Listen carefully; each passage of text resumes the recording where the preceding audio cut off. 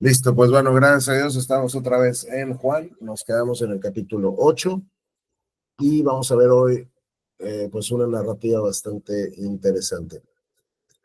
Les comenté que en ciertos pergaminos que se traducen en versiones que hoy tenemos, te van a poner que del 753 desde acá hasta el 811 aproximadamente, no viene como en los textos más antiguos. Entonces hay gente que cree que fue como una, digamos, añadidura que se le hizo a los pergaminos. Sin embargo, no me parece así. Creo que vamos, esta historia pues, ha estado por siglos en la Biblia por una razón.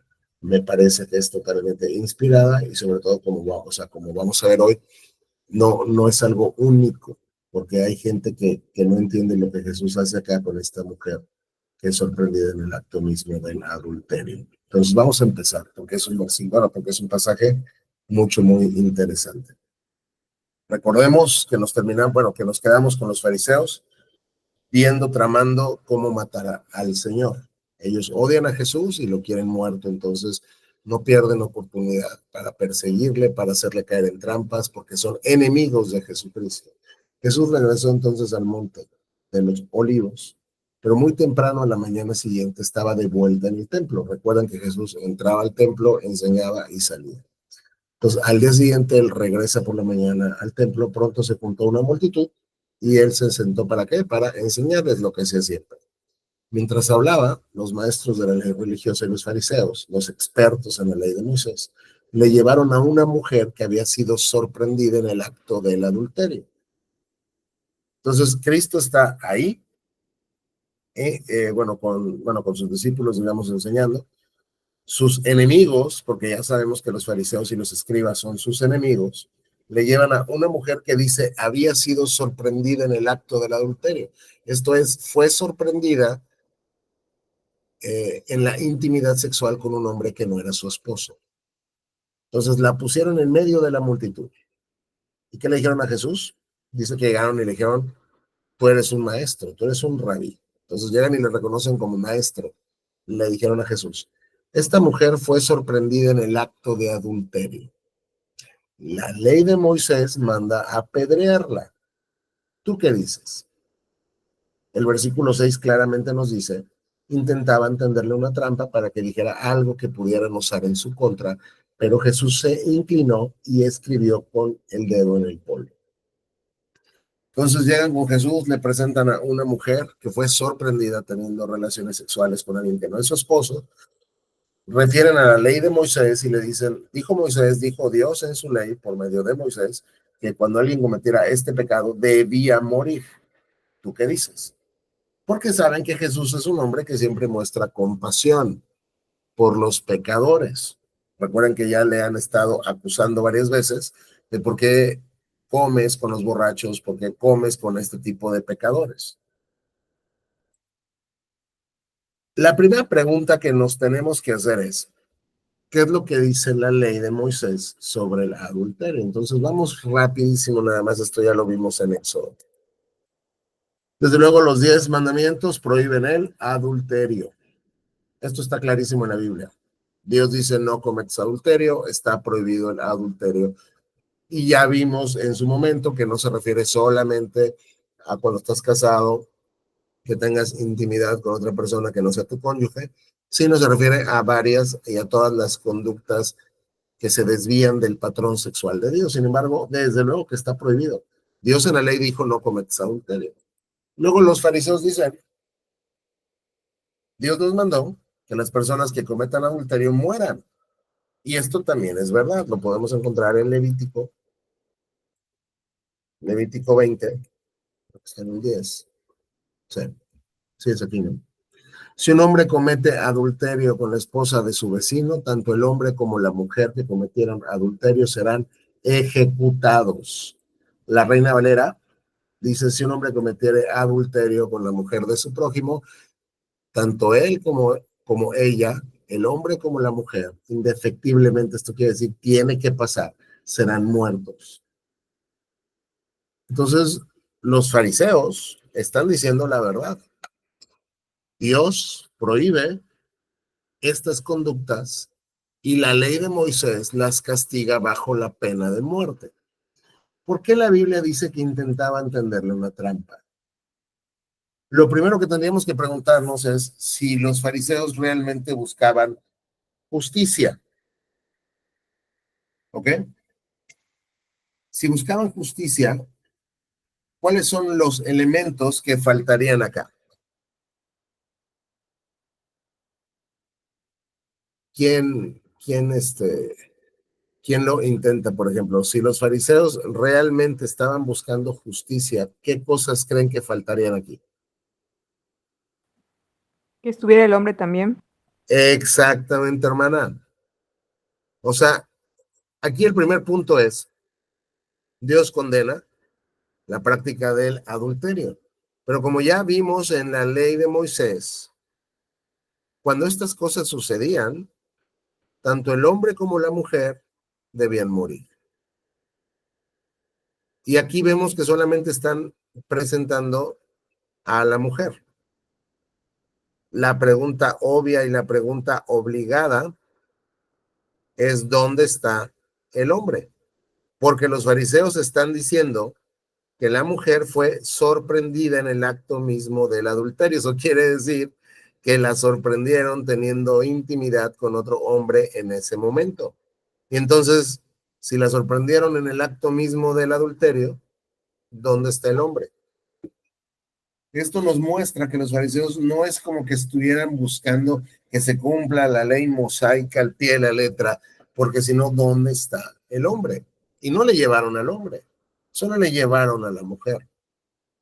Ahora, los historiadores afirman que ya tenía muchos siglos que los judíos en realidad no estaban obedeciendo la ley mosaica, porque no estaban aplicando la pena capital para pecados como el adulterio. O sea, en realidad no es como que les interesara mucho lo que Dios dijo en la ley, porque ya tenían muchísimos años que no lo, o sea, bueno, que no lo cumplían. Era ya como, pues, costumbre que no la vamos a aplicar. Sin embargo, aquí a Jesús le quiere entender una trampa. ¿Por qué? Porque ellos creen que, o sea, que cualquier cosa que Jesús diga lo va a hacer caer. Porque si él dice, por ejemplo, que no la apedreen, entonces lo van a acusar de violar la ley de Moisés. Y si él está violando la ley, ¿cómo puede ser él el Mesías?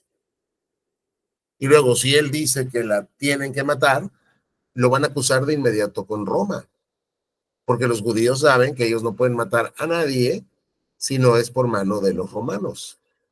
Entonces, por eso Juan de manera muy clara nos dice que intentan tenderle una trampa. ¿Por qué? Para que dijera algo que pudieran usar en su contra. Ellos lo que quieren es ponerle un 4 al Señor. Queremos hacerlo caer, sea lo que sea que diga, ya lo atrapamos, está entre la espada y la pared. Pero dice que Jesús se inclinó y él escribió con el dedo en el polvo. Hay muchos comentarios que te van a decir es que yo creo que él escribió esto en el polvo o tal cosa en el polvo.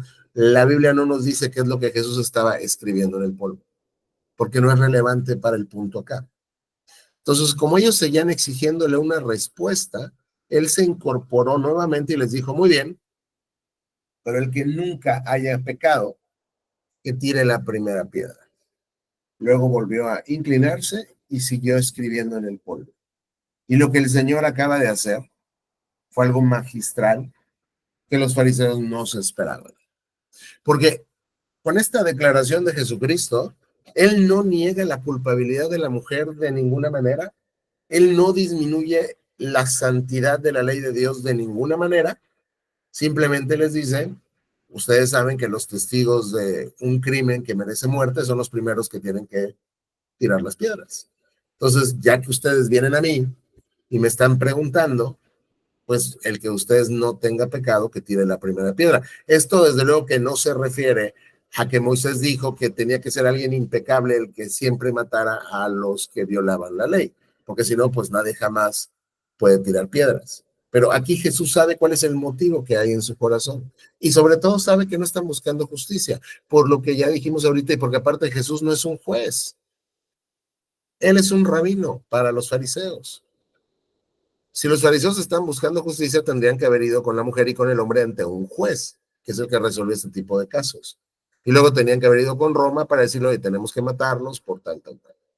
Pero Jesús sabe cuál es la intención de su corazón, así que su respuesta no compromete ni la santidad de la ley de Dios y no compromete la culpa de la mujer. Es decir, no es como que Jesús la borra o la ignora. Simplemente está reconociendo su culpabilidad, pero les llama a que el que no tenga pecado tire la primera piedra. Dice que se inclinó otra vez y siguió escribiendo en el polvo. Cuando escucharon eso, vamos a ver a eso, los acusadores se fueron retirando uno tras otro, comenzando por los de más edad hasta que quedaron solo Jesús y la mujer en medio de la multitud. Entonces, los fariseos y los escribas, los doctores de la ley, los grandes intérpretes de Moisés, que llevaron a la mujer para buscar supuestamente justicia, cuando escuchan estas palabras de Jesús se van. Y es muy curioso que nos dice que los primeros que se fueron son los más viejos. ¿Por qué? Porque su conciencia los acusó más. ¿Por qué? Porque tienen más años, tienen más pecados. La Reina Valera te lo pone. Pero ellos, cuando escucharon esto, vamos a ver esto, acusados por su conciencia, salían uno a uno, comenzando desde los más viejos hasta los postreros.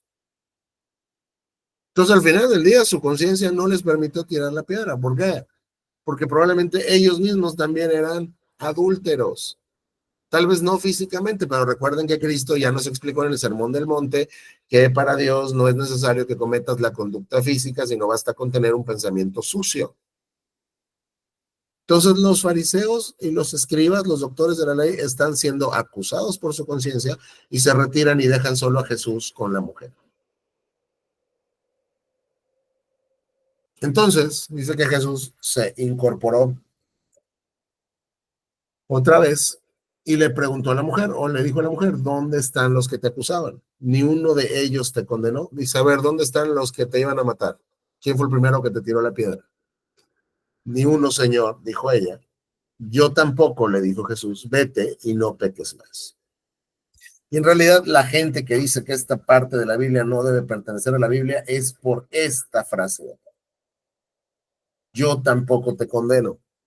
Oye, entonces Jesús está violando la ley, porque la ley efectivamente, ya lo leímos, demanda la pena capital para los adúlteros. Y Cristo está diciendo que no la condena. ¿Qué es lo que está haciendo Jesús? La gente que piensa esto es porque me parece no conoce las escrituras, porque esto no es algo nuevo en la narrativa bíblica. Entonces tendríamos que preguntarnos si hay otro incidente similar, donde la pena de muerte también sea como perdonada, donde la ley no sea aplicada de manera rigurosa, sino lo que sea dada fue gracia y misericordia. Entonces les pregunto, ¿alguien puede pensar en un incidente similar en el resto de la Biblia, particularmente en el Antiguo Testamento?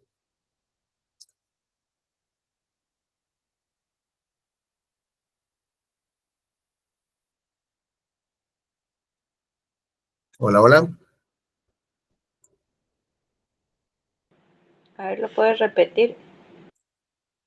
Que si alguien puede pensar en un incidente similar en la Biblia, donde Dios no ejecutó la pena capital contra el pecado del adulterio, sino extendió gracia, como lo está haciendo aquí Jesús. Es decir, lo que queremos ver es si hay un precedente bíblico del por qué Jesús le dice a la mujer, yo tampoco te condeno. Dice Rena que sí con David. Exactamente, con David, y lo vamos a ver ahorita en un momentito, y excelente. Ya sabemos que David cometió adulterio y mató al esposo de la mujer con la que tuvo intimidad, porque pues ella quedó embarazada, entonces él ya no quería más problemas, así que este cuate era uno de sus soldados más leales, lo mandó matar. Él se convirtió en un homicida, que también Dios dice, tiene que morir el homicida. y en un adúltero que también merece la pena capital de acuerdo a la ley. Entonces ya, o sea, bueno, pues ya sabemos todo lo que pasa. Él peca, no se arrepiente, Dios le manda a un profeta, a David, que le cuenta como una historia. Fíjate que un hombre tenía, bueno, pues un corderito y vosotros tenían muchos, y de repente vino el que tenía muchos y se llevó el corderito de la que tenía solo una, que era como su hija, y la mató para sus invitados, así que la dejó sin nada, y David se indignó y dijo, ese hombre tiene que pagar.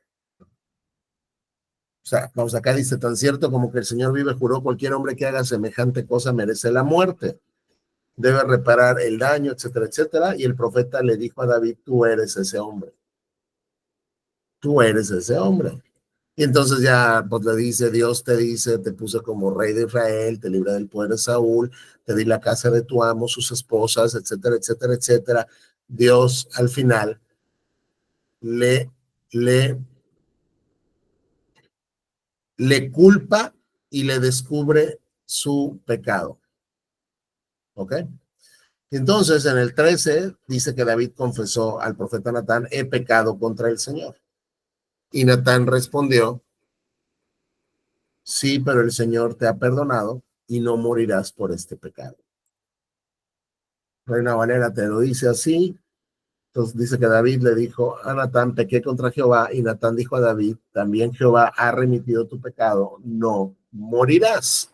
Qué curioso que Jehová, Yahvé, en el Antiguo Testamento, está tratando un asunto similar al de la mujer de Juan, donde la ley de Moisés se estaba aplicando para los adúlteros, tenían que morir, no había, o sea, cuando tú cometías un pecado como lo que cometió el rey David, y él lo sabe, no había sacrificio que le pudieras ofrecer a Dios.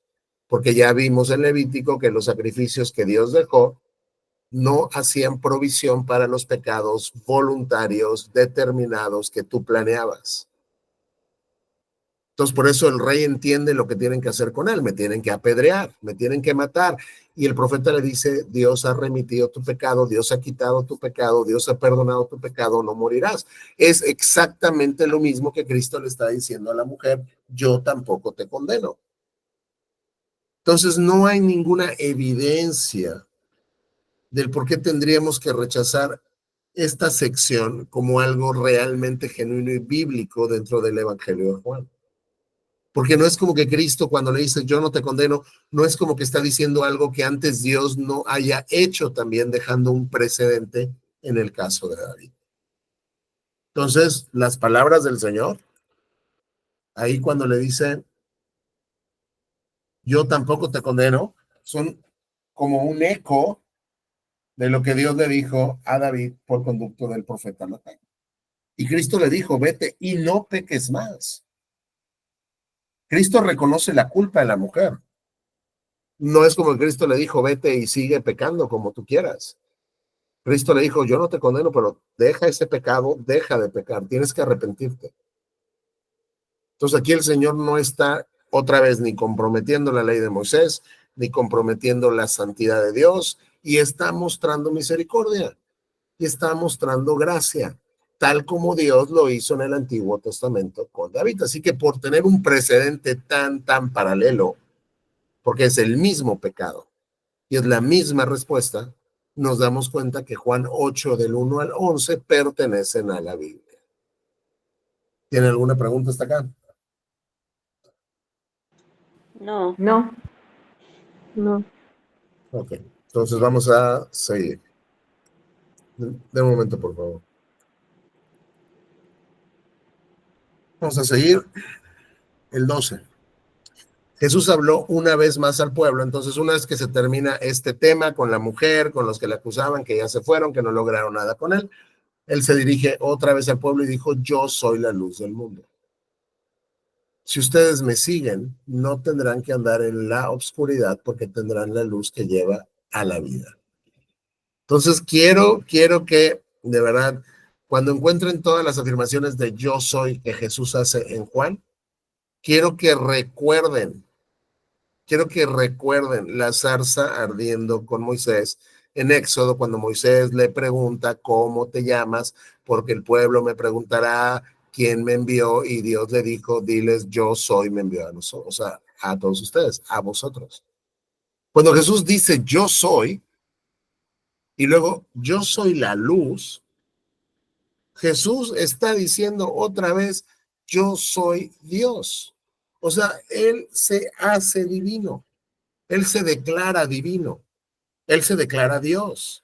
No hay ninguna duda de esto. Por eso es que Juan presenta estos discursos en su evangelio, porque recuerden que Juan tiene el propósito de demostrarnos que Jesús es Dios en la carne. Y así es como comenzó el primer capítulo de Juan. Entonces Cristo dice, yo soy la luz del mundo. ¿Qué es lo que la luz hace? Alumbra. ¿Qué es lo que no puede prevalecer contra la luz? Las tinieblas. Ahí donde hay tinieblas, prendes un cerillito y de repente se disipan las tinieblas. Jesús es el único que puede alumbrar la oscuridad de tu vida y de mi vida. Y esa oscuridad espiritual en la que vives y en la que vivimos antes de que conozcas a Cristo, se disipa cuando tú estás en Él. Por eso dice, si me siguen, no tendrán que andar en la oscuridad, porque yo la luz los llevo a la vida. Entonces, esta es una declaración totalmente mesiánica y totalmente, o sea, totalmente de deidad. Los fariseos responden, tú haces esas declaraciones acerca de ti mismo, un testimonio así no es válido.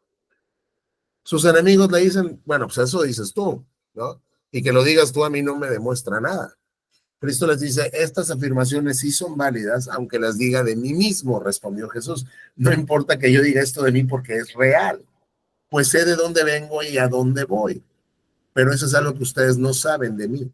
Yo sé que soy Dios. Yo sé de quién vengo y yo sé a dónde voy a ir. Y eso es lo que ustedes ignoran de mí, así que no importa que lo diga yo de mí mismo, esto sigue siendo verdad. Ustedes me juzgan con criterios humanos, pero yo no juzgo a nadie. Y si lo hiciera, mi juicio sería correcto en todo sentido, porque no estoy solo. El Padre quien me envió está conmigo. La misma ley de ustedes establece que si dos personas concuerdan en algo, su testimonio se acepta como un hecho. Yo soy uno de los testigos y mi Padre quien me envió es el otro. Dice, mira, en realidad yo sí soy lo que yo digo que soy, porque yo sé quién soy y de dónde vengo y a dónde voy, aunque ustedes no lo sepan. Aquí el tema es que vamos, ustedes no entienden la realidad espiritual de lo que estoy diciendo, porque están viendo todo con ojos humanos. Ahora, yo no juzgo a nadie. Ahí muchas personas intentan sacar esto de contexto y decir entonces que el pecado está bien y no le debes de decir a una persona que está pecando que está mal. No es lo que Jesús está diciendo acá. O sea, lo que él dice es que cuando viene a la tierra, en este momento, él no viene como va a venir después a juzgar y a aniquilar al mundo. Recuerden que ahí cuando está leyendo, vamos en Isaías, él se para antes de que empiece a hablar de la segunda venida. ¿Ok? Dice, pero si yo juzgara, mi juicio sería correcto en todo sentido. Porque al final, ¿sabes qué? Lo que yo estoy diciendo de mí mismo no es que lo digo yo solo, sino tengo un testigo. ¿Quién es mi testigo? El Padre quien me envió. Él está conmigo. Y ustedes recuerden que Moisés les dijo en la ley que cuando tengan testigos tienen que tener por lo menos dos, porque un testigo no hace prueba plena. Y eso sucede hoy incluso en los sistemas jurídicos del mundo. Si tú llevas en un juicio del delito que quieras, si tú llevas a un testigo y es la única prueba que tienes y no se adminicula con ninguna otra, ese testificado no tiene validez. ¿Por qué? Porque por lo menos se tienen que cruzar los testificados de dos testigos para que se tome como que es verdadero. Dice, pero ¿qué crees? Yo tengo un testigo y el testigo que yo tengo es mi padre, así que yo soy uno y mi padre ya somos dos. ¿Dónde está tu padre? Le preguntaron. Jesús contestó, como ustedes no saben quién soy yo, tampoco saben quién es mi padre. Si me conocieran a mí, también conocerían a mi padre. Y esto es gravísimo porque les está diciendo, ustedes no conocen a Dios y son parte del pueblo del pacto. Pero en realidad no conocen a Dios, porque si conocieran a Dios, me conocerían a mí, o si me conocen a mí, van a conocer a mi padre. O sea, tú no puedes conocer a Dios si no es por el Hijo. Y si tú rechazas al Hijo, tú no puedes tener al Padre. Jesús dijo todo esto mientras enseñaba en la parte del templo conocido como la tesorería. pero no lo arrestaron porque aún no había llegado su momento. Otra vez, Juan, es la segunda, tercera vez que nos repite esta frase. Lo querían arrestar, no lo arrestaban. ¿Por qué? Porque Dios no había determinado que ese fuera el momento indicado. Así que no importaba todos los planes que los fariseos estuvieran haciendo para matar a Jesús, hasta que no llegara el momento establecido por Dios, no iban a poder ponerle una mano encima.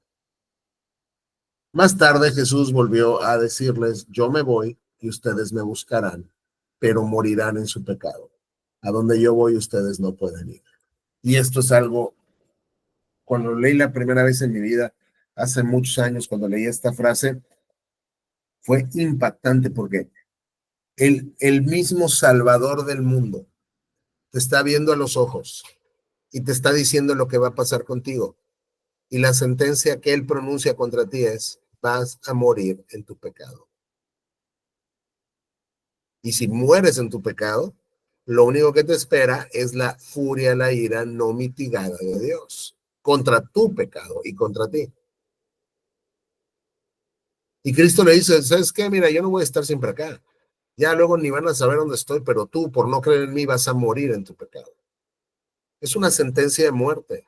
Cristo sentenció de muerte muchas veces a los fariseos. Incluso les dijo, ¿cómo piensan ustedes escapar de la condenación del infierno? ¿Por qué? Porque estaban rechazando la única fuente de perdón que hay, y la única fuente de perdón que hay es la persona de Jesucristo. Es poner tu fe en la vida y la obra de Cristo Jesús. Y si no lo haces, vas a morir en tu pecado. Te vas a enfrentar con Dios, lleno de pecados, sin un abogado, sin un salvador, sin una propiciación, sin una expiación a tu favor, y lo único que vas a poder tragarte es la ira de Dios. Y luego les dice, a donde yo voy, ustedes no pueden ir, porque al final, como van a morir en su pecado, ustedes no van a estar donde yo voy a estar. Por lo tanto, la gente se preguntaba, ¿estará pensando en suicidarse? ¿Qué quiere decir que no pueden ir a donde yo voy? Esta gente decía, pues es que yo no entiendo a dónde se piensa ir este cuate, ¿no? O sea, menos que se suicide. Ahí sí, pues yo no lo puedo seguir, ¿no? Porque tampoco voy a ir. Vamos, aunque no tienen todavía una concepción tan clara como la que tenemos terminando todo el Nuevo Testamento de lo que pasa cuando mueres.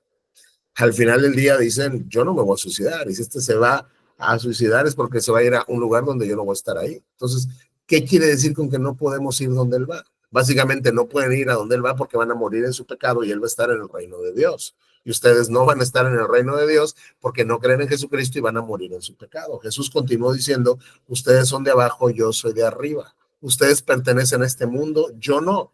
Por eso dije que morirán en sus pecados, porque a menos que crean que yo soy quien afirmo ser, morirán en sus pecados. Y otra vez, cuando Jesús usa esta construcción gramatical, yo soy, lo está haciendo a propósito. Y lo está haciendo para identificarse con Yahvé en la zarza, con Moisés, en el llamamiento de Moisés. Entonces, no entienden nada porque ustedes son de abajo y yo de arriba, porque no estamos en el mismo nivel ni estamos en el mismo canal, porque ustedes son de este mundo. Yo no pertenezco a este mundo. Y como no creen en mí, por eso dije que morirán en sus pecados. Y luego les reafirma, porque a menos que crean que yo soy, quien afirmo ser, a menos que reconozcan mi deidad, ustedes se van a morir en sus pecados. Y nada hay más grave que morirse en los pecados. Por eso el Señor ya nos dijo, ¿de qué te sirve ganar el mundo entero si pierdes tu alma? ¿De qué te sirve tener éxito, fama, fortuna, la cuenta del banco llena, todos los carros que quieras, casas, mansiones, hijos, nietos, familia, viajes, vacaciones, comida repleta en el refri? ¿De qué te sirve todo eso si al final vas a morir en tus pecados y vas a perder tu alma? Entonces Cristo dice, ustedes no creen que yo soy quien afirmo ser, van a morir en sus pecados. ¿Y quién eres? Preguntaron. El que siempre dije que era. Yo ya les dije quién soy. Y en el capítulo 8 de Juan ya varias veces nos dijo quién es. Y lo hemos discutido. Que de manera muy clara está diciendo yo soy Dios. O sea, yo ya dije quién soy. Tengo mucho que decir acerca de todos ustedes y mucho para condenar, pero no lo haré. Pues digo solo lo que oí del que me envió y él es totalmente veraz.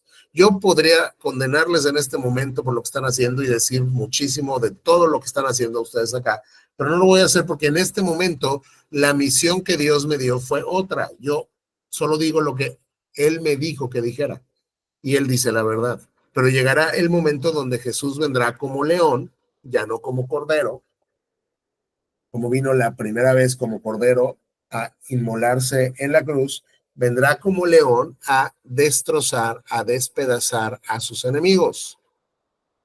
Cuando Juan dice que Jesús es el león de la tribu de Judá, se refiere a que viene a despedazar y descuartizar a los que se oponen a él. Pero en este momento no ha llegado ese tiempo. Entonces, yo ya les dije quién soy. Yo estoy haciendo lo que el Padre me mandó hacer, y lo que el Padre me dijo que hiciera, y lo que el Padre me dijo que dijera, es la verdad. Pero ellos seguían sin entender que les hablaba de su Padre. Por eso Jesús dijo, cuando hayan levantado al Hijo del Hombre en la cruz, entonces comprenderán que yo soy. Otra vez, esta construcción gramatical. ¿Saben qué? El momento de la crucifixión, Cristo está diciendo claramente cómo es que Él va a morir.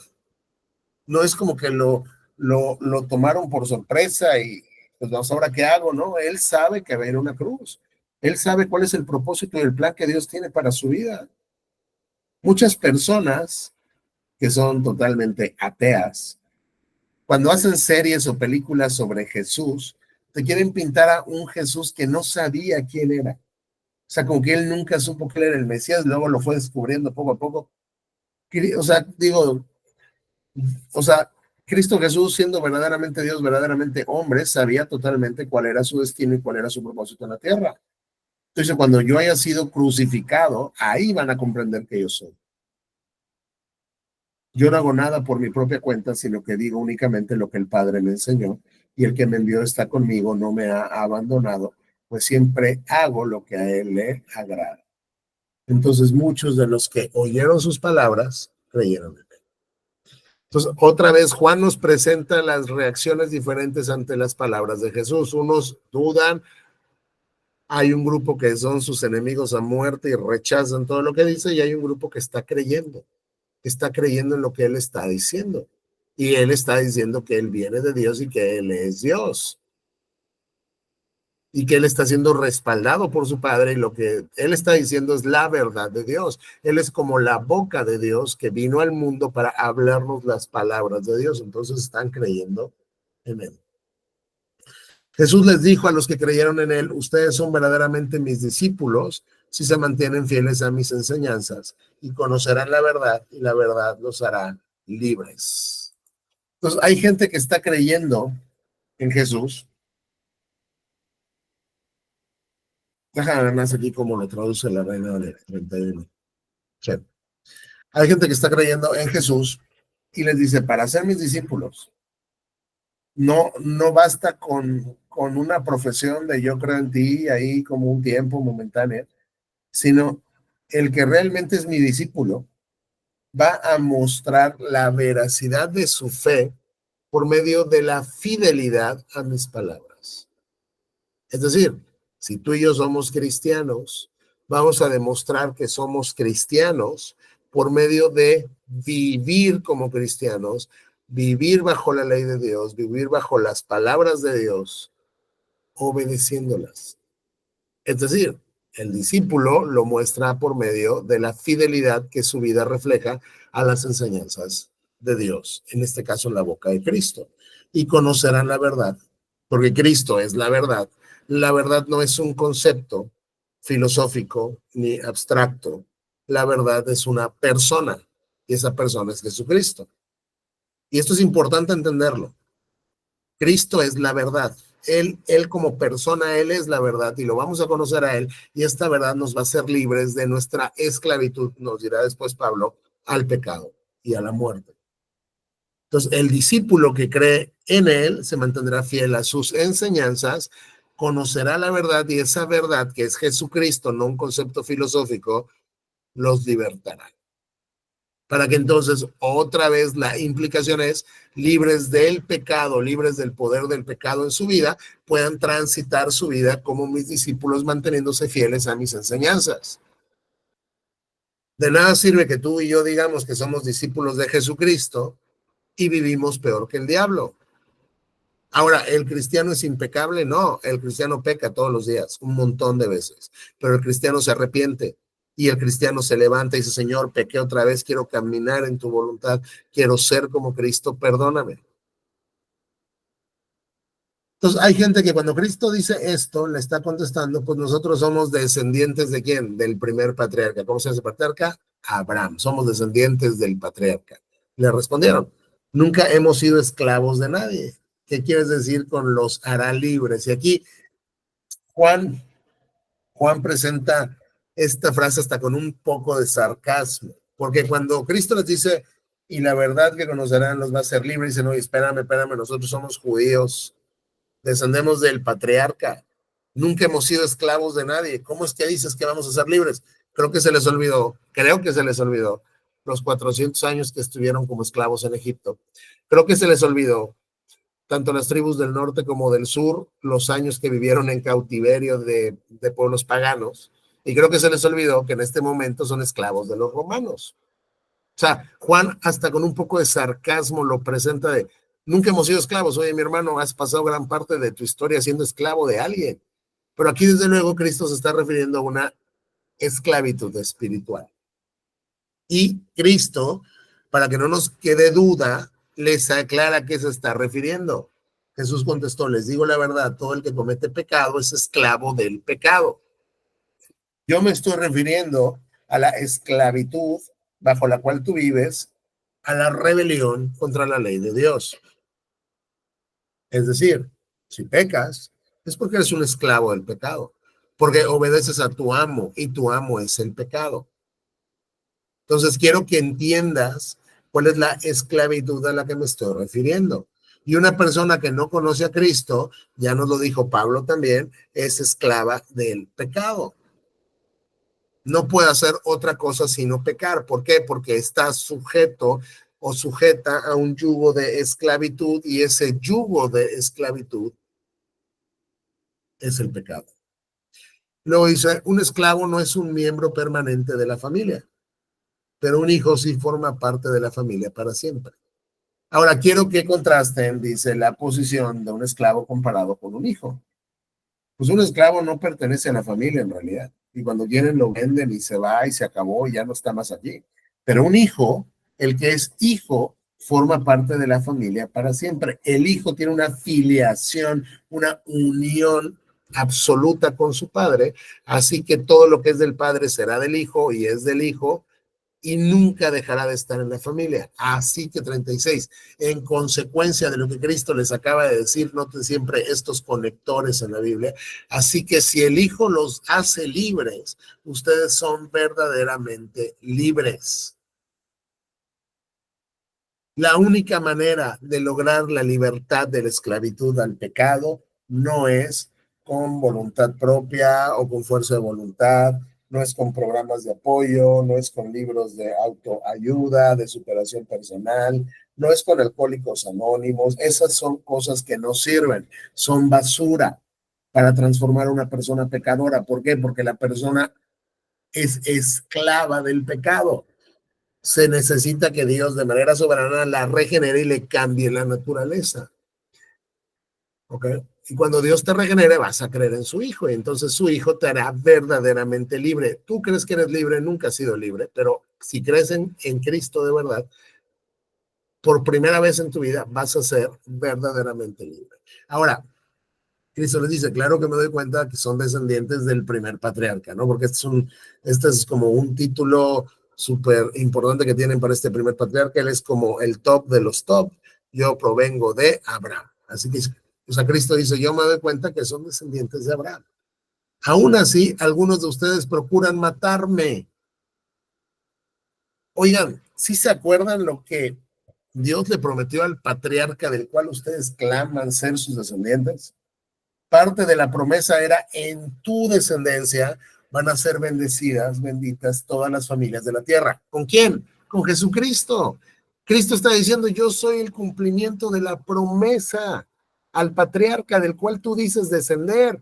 Entonces tú dices, yo soy descendiente de Abraham y quieres matar al cumplimiento del pacto abrámico. O sea, tú te identificas con el patriarca mientras procuras matar al descendiente prometido al patriarca. Esto es gravísimo. Y procuran matarme porque no tienen lugar para mi mensaje en su corazón. ¿Y saben por qué me quieren matar? Porque al final mi mensaje en su corazón no tiene cabida.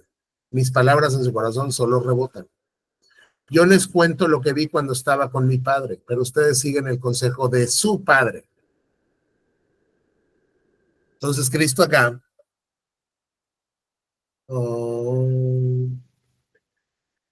déjame ver, aquí.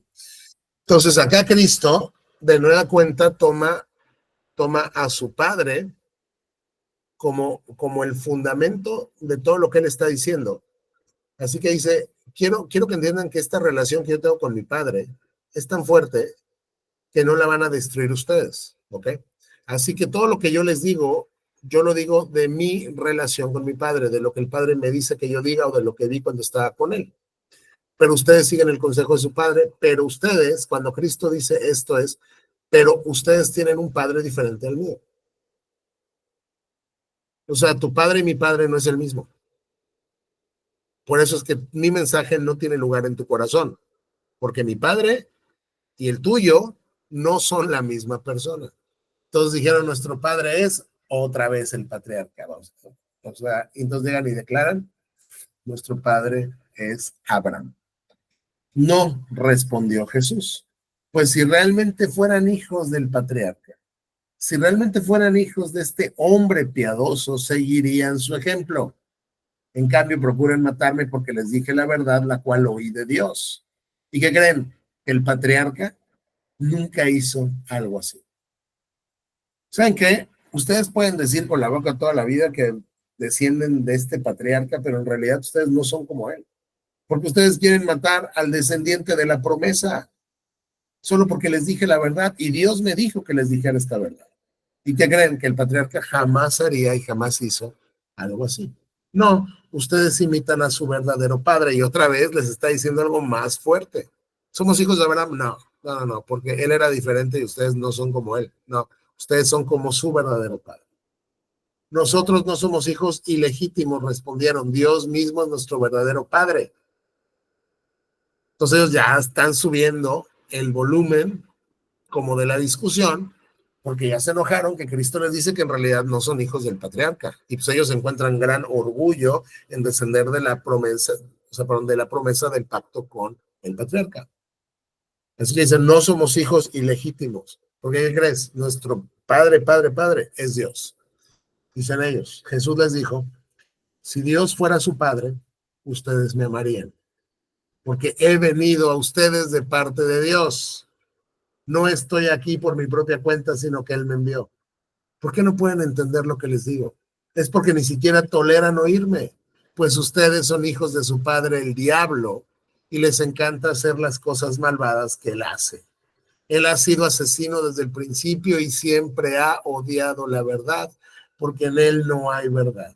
Cuando miente, actúa de acuerdo con su naturaleza porque es mentiroso y el padre de la mentira. Por eso es natural que no me crean cuando les digo la verdad. Lo que Cristo está aquí diciendo es algo que ya ellos los ofendió de una manera que no tienen ni idea. Somos hijos de Dios, no. Porque si Dios fuera tu padre, tú me amas a mí. ¿Por qué? Porque yo vengo de parte de Él. Si tú amas a Dios, me tendrías que amar a mí porque yo provengo de Él. O sea, quiero que entiendas, yo no vine porque quise, Él me envió.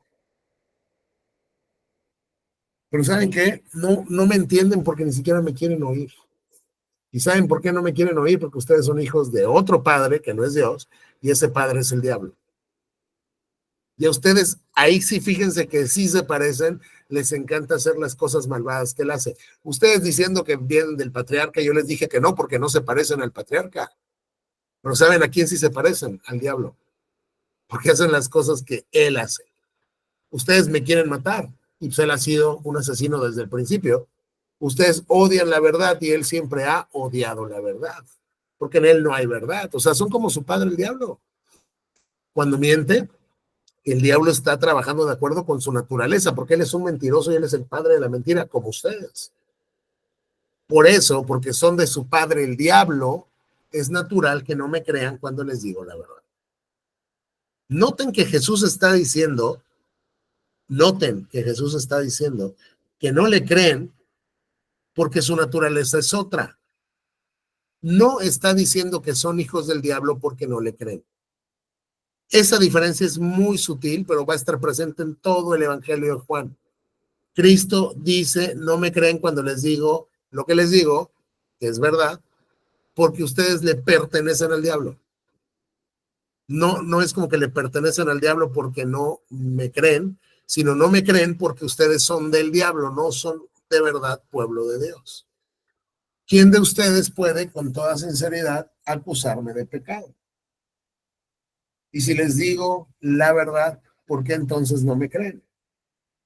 Noten, los que pertenecen a Dios escuchan con gusto las palabras de Dios, pero ustedes no las escuchan porque no pertenecen a Dios. Y esto es algo tremendamente importante, porque aquí el orden de los factores sí altera el producto. Entonces Cristo dice, a ver, yo vengo y les digo la verdad, va, no me crees, ¿por qué? Porque le perteneces al diablo. Ahora, porque la realidad es esta, díganme cuál es mi pecado. ¿Quién de ustedes me puede acusar de pecado? Cristo sabe que él es impecable, ¿eh? Cristo sabe que él ha guardado perfectamente la ley de Dios, en lo negativo, en lo positivo, perfectamente. A ver, díganme dónde está mi pecado. No pueden encontrar pecado en mí. Entonces, ¿por qué no me creen? O sea, si están viendo a una persona que no le pueden encontrar ni una sola falla, ni una sola falta, por minúscula que sea, ¿por qué no me creen cuando yo les hablo la verdad? ¿Saben por qué? Porque los que pertenecen a Dios escuchan con gusto las palabras de Dios. Noten esto otra vez. No es que estas personas pertenecen a Dios porque escuchan las palabras de Dios, sino estas personas escuchan las palabras de Dios porque pertenecen a Dios. Y al revés, pero ustedes no las escuchan porque no pertenecen a Dios. No es que no pertenecen a Dios porque no las escuchan, es que en realidad no las escuchan porque ellos no pertenecen a Dios. Quiero que me digan si les quedó claro esto, porque esto es tremendamente importante. Sí. Sí. Sí. Ok. Entonces, nos damos cuenta que hay un grupo de personas que desde la eternidad pertenece a Dios y un grupo de personas que desde la eternidad no pertenece a Dios. Y el grupo de personas que desde la eternidad pertenece a Dios escuchará con gusto las palabras de Dios. Y el grupo de personas que desde la eternidad no pertenece a Dios no escuchará las palabras de Dios porque no pertenecen a Dios. Ese es el argumento de Pablo en Romanos, doctrina de la elección soberana. Y noten ustedes esto que digo que también es súper, súper importante. ¿Qué haces tú con las palabras de Dios? ¿Tú las escuchas con gusto o te pesa escucharlas? Ese es un termómetro bien, bien importante y bien claro para tu salud y mi salud espiritual. Te da, o sea, ¿realmente te gozas en la palabra de Dios? ¿O es para ti como un lastre, como una carga, como algo pesado que tengo que escuchar porque mis papás me pueden escucharlo? O porque me multan, o porque lo que sea, al final del día, o porque mi esposo me llama, o porque si no, pues mi esposa pues me ve feo. O sea, las palabras de Dios, cuando resuenan en tus oídos, ¿se encuentran con un corazón gozoso y deseoso de recibirlas? ¿O se encuentran con un corazón que las rechaza y más bien como que no le interesa ni no le importa? Eso puede mostrar muchas cosas, ¿eh? Y este es un tema totalmente personal. Todos debemos juzgarnos si escuchamos con gusto y con gozo las palabras de Dios o si no las escuchamos. En una de esas, si no las escuchas porque no te interesan, porque no te gustan, porque no nada, puede ser porque no pertenece a Dios. Y Dios aún así en ese momento te llama que te arrepientas. Y si tú al final, si le perteneces a Dios, las vas a empezar a escuchar con alegría. Pero este es un termómetro. Este es un termómetro. El cristiano, en pocas palabras, el cristiano ama la Biblia. La ama. Puede ser que no lea ningún otro libro en su vida, no importa. Ama la Biblia.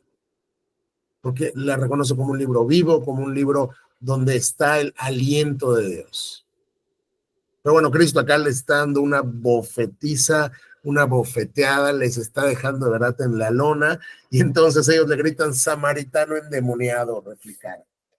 Eres un samaritano y aparte estás endemoniado.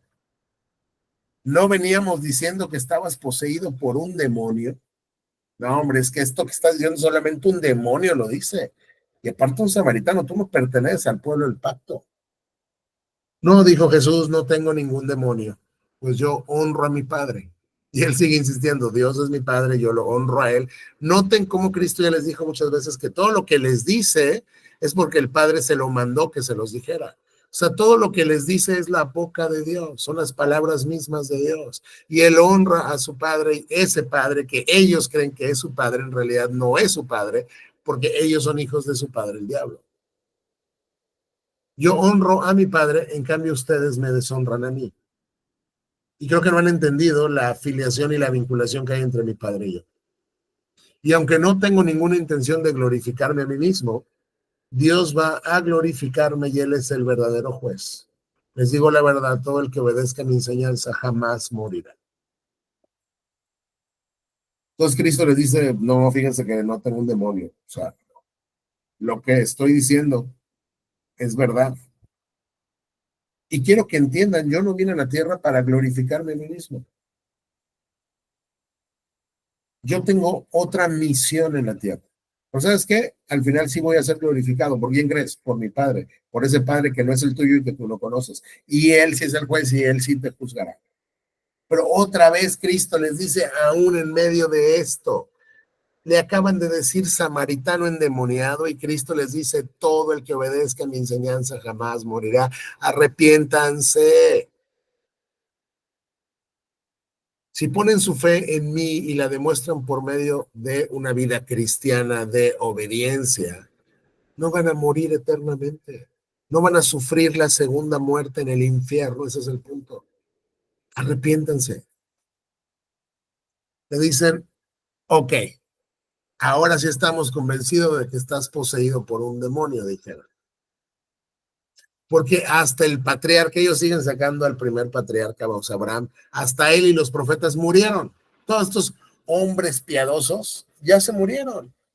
Pero tú dices, el que obedezca a mi enseñanza nunca morirá. Ahora sí estás loco. Oye, si todos los hombres piadosos del pasado, los profetas y el patriarca y los patriarcas ya se murieron, y tú dices que el que te obedezca nunca morirá, eso solo demuestra que estás tocadiscos. 53, ¿acaso eres más importante que nuestro padre Abraham? O sea, oye, si el patriarca se murió, ¿quién te crees tú para decir que el que cree en ti no morirá? ¿Eres más importante que él? Él murió igual que los profetas. ¿Tú quién te crees que eres? Jesús contestó, si yo buscara mi propia gloria, esa gloria no tendría ningún valor, pero es mi Padre quien me glorificará. Otra vez, no se preocupen, Dios me va a glorificar. Ustedes ahorita me pueden decir samaritano endemoniado, pero ¿sabes qué? El verdadero juez a mí me va a sentar en un trono de gloria. ¿Sí? Pero no, o sea, pero no lo voy a hacer yo, sino es Él quien me glorificará. Ustedes dicen, Él es nuestro Dios, pero ni siquiera lo conocen. Ese Dios que es mi Padre, el que ustedes dicen que es su Dios, en realidad ustedes no lo conocen, pero yo sí lo conozco. Y si dijera lo contrario, sería tan mentiroso como ustedes. Yo no puedo decir que no lo conozco, porque yo sí lo conozco. Y si yo dijera que no lo conozco, yo sería tan mentiroso como ustedes, demostrando así como son ustedes que son hijos de su padre el diablo, porque es mentiroso. Pero lo conozco y lo obedezco. Y les dice después el patriarca, Abraham, el padre de ustedes, se alegró mientras esperaba con ansias mi venida, la vio y se llenó de alegría. Dice, ¿sabes qué? En realidad ustedes no son hijos de Dios, pero como les digo otra vez, tampoco son hijos de Abraham, porque él esperaba con ansias mi venida. Y aquí es una pregunta muy sencilla, pero a ver, díganme cómo es que Cristo está diciendo que el patriarca esperaba con ansia su venida. La vio y se llenó de alegría. ¿A qué se está refiriendo Cristo?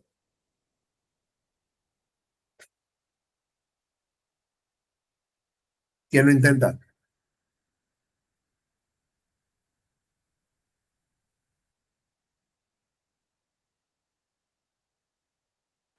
Está difícil. Está muy fácil. Cuando Cristo está Sí, diciendo, sí, a te ver, iba a decir, pero no, pero me olvidé. a ver, bueno, ok, creo que ya se le olvidó a Cristina. Cuando Cristo está diciendo que el patriarca vio con ansia su venida y se llenó de alegría, ¿a qué se está refiriendo? Acá en mi casa,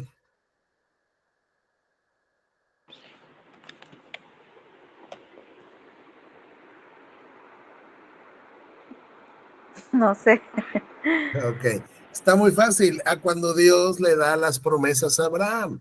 Cuando él le dice, en tu simiente serán benditas todas las naciones de la tierra, él lo creyó y él entonces esperaba ese descendiente que llegaría, que iba a bendecir a toda la tierra. Eso es a lo que se refiere Cristo. O sea, otra vez les está diciendo, yo soy el cumplimiento del pacto abrámico.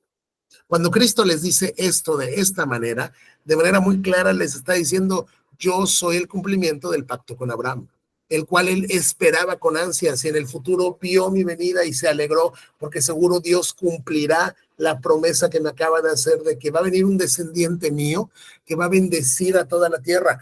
Cristo está diciendo, él esperaba mi venida. Al decir eso dice, yo soy el cumplimiento del pacto con Abraham. Entonces la gente le dijo, ni siquiera tienes 50 años, ¿cómo puedes decir que has visto al patriarca Abraham? Oye, ahora sí ya estás, pero de remate, ¿por qué? ¿Cómo? O sea, tú estás hablando como que conoces a Abraham. Él ya tiene 2000 años que vivió. Tú no tienes ni 50 años, ¿cómo dices que has visto a Abraham?